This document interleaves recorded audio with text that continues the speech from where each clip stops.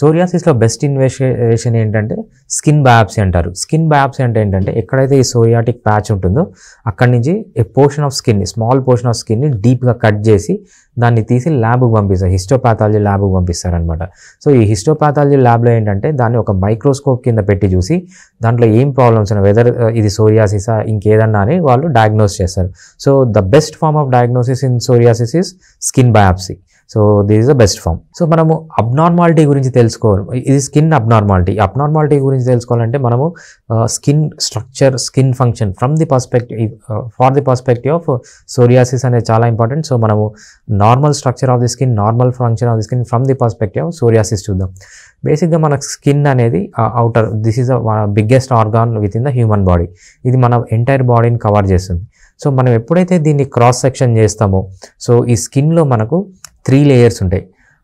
Top most లేయర్ని hypodermis అంటాము, epidermis అంటాము, మధ్యలో ఉన్న లేయర్ని డర్మిస్ అంటాము, అన్నిటికంటే కింద ఉన్న లేయర్ని హైపోడర్మిస్ అంటాం అనమాట. సో ఈ సోరియాసిస్ డిసీజ్ అనేది మెయిన్గా ఈ ఎపిడర్మిస్ లేయర్లో ఉన్న ప్రాబ్లం. ఎపిడర్మిస్ అంటే టాప్ మోస్ట్ లేయర్. ఈ టాప్ మోస్ట్ లేయర్లో మళ్ళీ డిఫరెంట్ లేయర్స్ ఉంటాయి. దాంట్లో ఒక బేసల్ లేయర్ అని, ఆ టాప్ మోస్ట్ లేయర్లో బాటమ్ లేయర్ ఒకటి ఉంటుంది, దాన్ని బేసల్ లేయర్ అంటారు. ఇక్కడ కెరటినోసైట్స్ అనేవి ఫామ్ అవుతాయి. ఈ కెరటినోసైట్స్ అనేవి ఫామ్ అయ్యి ఇక్కడ ఈ కెరటినోసైట్స్ అనేవి సెల్స్ అనమాట, కెరటిన్ సెల్స్. ఇవి ఫామ్ అవుతాయి.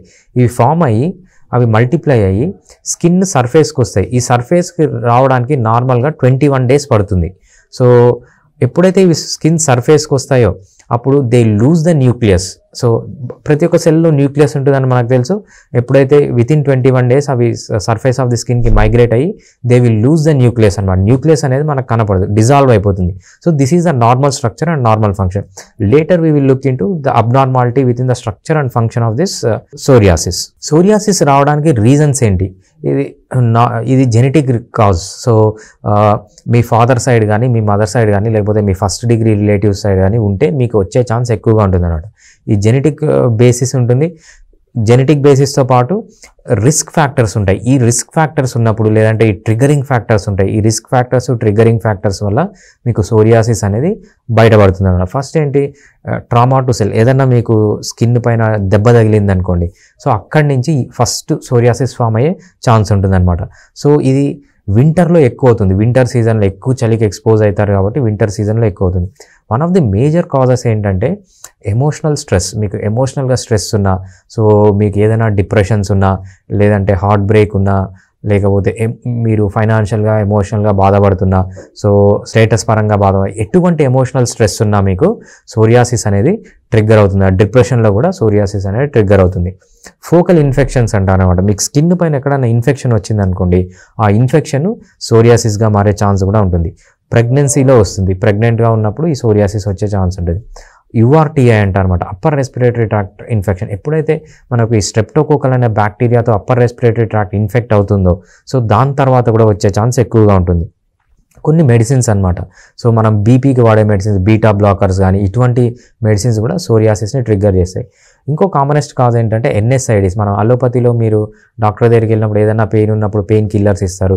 లేకపోతే మీరు డిస్క్రిమినేట్గా షాప్కి వెళ్ళి, మెడికల్ స్టోర్కి వెళ్ళి ఓవర్ ది కౌంటర్ లాగా ఈ NSAIDs అంటే పెయిన్ కిల్లర్స్ని తీసుకొని వాడినప్పుడు మీకు ఈ సోరియాసిస్ అనేది ట్రిగ్గర్ అవుతుంది. One of the major reasons is మీకు ఏదైనా స్టెరాయిడ్ ట్రీట్మెంట్ పైన ఉన్నారనుకోండి, వేరే ఏదన్నా మీకు ఇంజురీ జరిగింది, లేదంటే వైరల్ ఫీవర్ వచ్చింది, over long period of time మీరు స్టెరాయిడ్స్ పైన ఉంటే, ఒకసారి ఆ స్టెరాయిడ్స్ అనేది విత్డ్రాయల్ చేశారండి. ఈ steroid post withdrawal of steroids కూడా మీకు ఈ సోరియాసిస్ అనేది వస్తుంది. కొన్ని యాంటీబయాటిక్స్ అలోపతిలో మీకు ఏ చిన్న ఫీవర్ వచ్చినా, లేదంటే దగ్గు వచ్చినా యాంటీబయాటిక్ రెగ్యులర్గా ఇస్తుంటారు. సో అటువంటి యాంటీబయాటిక్స్ వల్ల కూడా మీకు సోరియాసిస్ అనేది ట్రిగ్గర్ అవుతుంది. Metabolic syndromes. మీకు ఏమైనా మెటబాలిక్ డిజార్డర్స్ ఉన్నా, మీలో మెటబాలిజంలో ఏదైనా ప్రాబ్లమ్స్ ఉన్నా అది సోరియాసిస్ని ట్రిగ్గర్ చేస్తుంది అనమాట. డయాబెటీస్ వాళ్ళకు కూడా సోరియాసిస్ వచ్చే ఛాన్స్ చాలా ఎక్కువ ఉంటుంది. డయాబెటీస్ అంటే షుగర్ అంటాం. సో అన్కంట్రోల్డ్ షుగర్ ఉన్నప్పుడు, లేకపోతే uncontrolled elevated levels of insulin మీ బాడీలో ఉన్నప్పుడు మీకు ఈ సోరియాసిస్ అనేది వస్తుంటుంది. కరోనరీ వాస్కులర్ డిసీజ్ అంటే మీకు హార్ట్కి సంబంధించిన ప్రాబ్లమ్స్ ఏమన్నా అండి, మీ హార్ట్కి కూడా బ్లడ్ వెజల్స్ ఉంటాయి. ఆ బ్లడ్ వెజల్స్లో ఏమన్నా ప్రాబ్లం ఉన్నా, ఎక్కువ కార్బోహైడ్రేట్ ఫుడ్ తీసుకొని ఇవన్నీ ఈ కరోనరీ వాస్కులర్ డిసీజెస్ వచ్చినప్పుడు మీకు ఎక్కువ ఈ సోరియాసిస్ అనేది ట్రిగ్గర్ అవుతుంది. Obesity is also one of the major reasons for psoriasis. మీరు ఎక్కువ ఒబేస్గా ఉన్నారు, మీ సెడెంటరీ లైఫ్ స్టైల్ ఉంది, సో ఎక్సర్సైజ్ లేదు, వీటన్నిటి వల్ల కూడా సోరియాసిస్ అనేది ట్రిగ్గర్ అవుతుంది అనమాట.